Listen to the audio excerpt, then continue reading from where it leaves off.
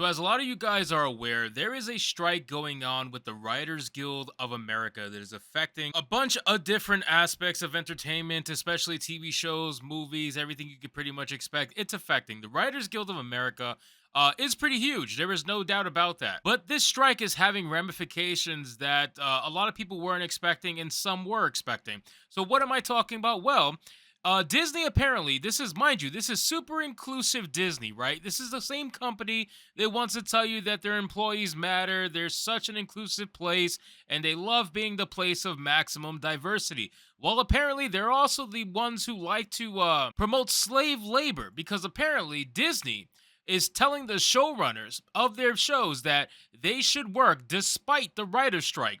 Disney has told its showrunners to come to work even if the WGA attempts to fine you. So Disney basically wants to have people who are supposedly on strike to come into work anyway and perform non-writer based duties. That's essentially what they want them to do. This article is coming to us from Gizmodo, and before we get into it, guys, of course, consider giving this video a like to push us out into the YouTube algorithm.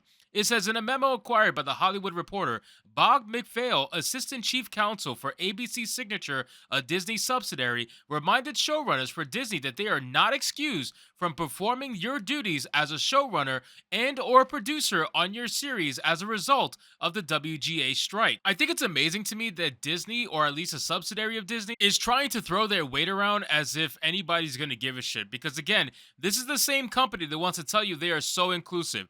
This is the same company that wants to tell you that, oh yeah, their employees matter. Their employees are everything to them. They want to make sure that their culture for employment is incredible for people, and they don't want to ruin that. Well, now apparently you want them to be slave laborers, and you want them to do work even though they are on strike, and then they're also apparently threatening their jobs if they don't come in to perform their non-writer duties. It says showrunners are multi-hyphenate writer-producers, which means they both write and produce, but to ask a showrunner to come to work and not make any adjustments to the script, dialogue, plot, or story feels like a huge catch-22. Any writing done for a WGA struck company is scab work, and Disney putting pressure on employees to show their allegiance to the corporation over the union is not a great look, to say the least. Adding to that, many, if not all, showrunners are in the WGA themselves. So I've mentioned this on my stream that I feel like this is a loophole, right? This is a massive loophole that Disney is trying to take advantage of. And I think Disney is going to make this the opportunity to get rid of a lot of people that they wanted to get rid of, but they couldn't because of certain diversity, equity, and inclusion aspects that are forced upon them in their hiring process and HR departments. So this is the best way, in my opinion anyway. Of course, you can call this a conspiracy. This is the best way to get rid of as many people as possible under one umbrella. If you can get rid of all of them and hire a bunch of people that are going to do whatever the hell you tell them to do and be nice little corporate NPCs, then they're going to do it. They're going to take every opportunity to do it. Why would they want to hire back people who are on strike trying to ask for more money when they could hire someone else that'll be a good little NPC, do whatever the hell they're told, and get paid less than what's already being paid now? It says the letter is dated May 3rd, 2 days after the strike began. In it, McPhail says that a showrunner's agreement with a studio, whether that's Disney, ABC, or another production, requires that showrunners perform your showrunner and or producing duties, even if the WGA attempts to fine you for performing such services during the strike. The letter also includes a FAQ that is written as if writers aren't already unionized and contains leading questions like, do writers have to strike when the WGA calls a strike? I have heard that the WGA can discipline or fine members who continue working during a strike. Is this true? And may I be replaced during a strike? The FAQ attached to the letter also outlines that showrunners will be asked to perform A through H services.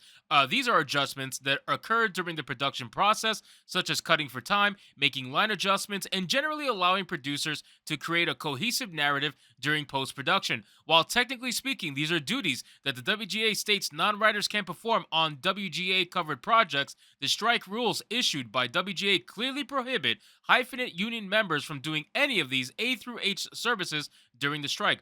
The rules prohibit hyphenate members who are employed in dual capacities from performing any writing services, including the A through H functions. So again, it seems like the union is well aware of these dual kind of positions here that have this this loophole that is going to allow companies like Disney to try to take advantage of that loophole. So if the WGA calls for a strike, they can say, well, you're striking on this, but these people also have a dual role that they have to show up for work for. Otherwise, we're going to fire them and you can't stop us. They're trying to throw around their weight and throw around their money. I'm sure Disney's doing this all the time. But I just think it's incredible to me that Disney, of all companies, is the one that's doing this. And I'm sure there's other companies that are going to try to do it as well.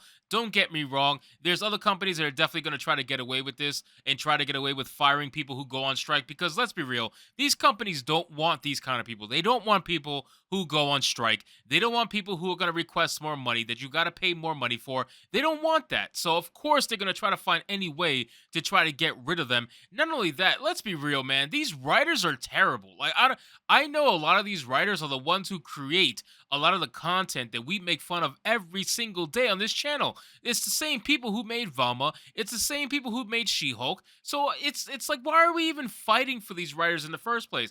But I will say this. If these writers go, they're going to be replaced by people 10 times worse. They're going to be replaced by people who are ultimate shills, ultimate NPCs that are going to do exactly what they're told by their overlords.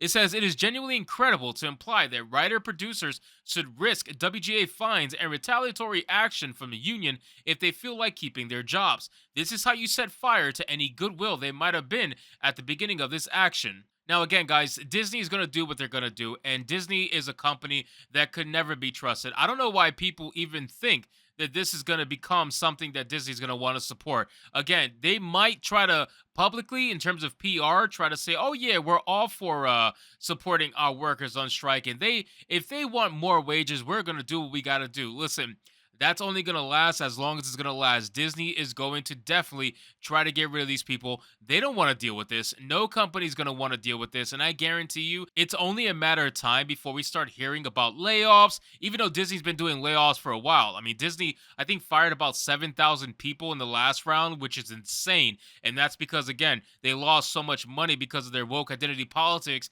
And on top of that, their entertainment has been terrible. They've been failing in the box office. The only place they make money at right now is their theme parks, and occasionally they'll have a banger movie that happens to make money, but aside from that, most of their movies fail, their animated movies fail, their live action remakes fail, their parks make money. That's basically what's going on with Disney. So they unfortunately had to fire 7,000 people, and I bet your ass that they're going to look to fire all of these people involved in this strike and hire people who are much cheaper to basically keep going on with the cost-cutting avenues that they've been going down. So let's see what happens with this strike going on in the future, but I honestly, guys, don't expect much from good old Disney. So anyway, guys, thank you so much for watching this video. I hope you did enjoy it. If you did, consider leaving me a subscribe. I would greatly appreciate it. Don't forget to like the video, comment, let me know what you thought, and I'll see you guys on the next one. Hypnotic out.